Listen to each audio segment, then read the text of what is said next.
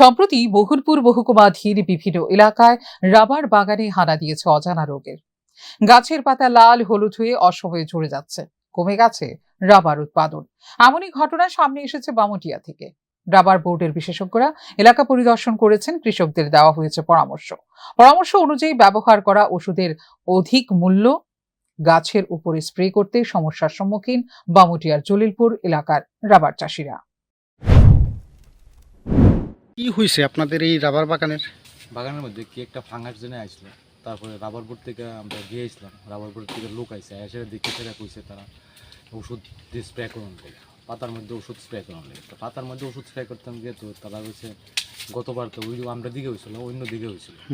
তারপরে তারা ড্রোন দিয়ে সেটা দিছিল। তো এইবার তারা কইছে ড্রোনের ব্যবস্থাটা দিবি না আইতো না, এটার বিষয় নিয়ে কোনো কিছু বুঝছে। আপনারা নিজেরা একটা দিয়েছিলাম মেশিন দিয়ে আমরা নিজেরা মেশিন কিনছি, কিনে এভাবে ওষুধ দিতেছি।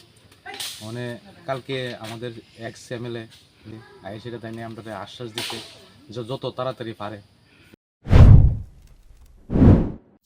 কয়েকজন মিলে একটি মেশিন কিনে বাঁশ বেঁধে গাছের উপর ওষুধ দেওয়ার চেষ্টা চালিয়ে যাচ্ছেন। স্থানীয় প্রাক্তন বিধায়ক এলাকার চাষিদের সমস্যা সমাধানে সাহায্যের আশ্বাস দেন। কৃষকদের দাবি, বর্তমান সময়ে প্রযুক্তি থাকলেও মিলছে না সুবিধা, তাই তারা বোর্ড ও সরকারের নিকট দ্রুত ড্রোন ব্যবস্থার আবেদন জানান। এখন দেখার রাবার চাষিদের এই সমস্যার সমাধানে রাবার বোর্ড কবে নাগাদ ড্রোন প্রযুক্তি ব্যবহারের ব্যবস্থা করতে সক্ষম হন। ফিউরো রিপোর্ট, নিউজ নাও।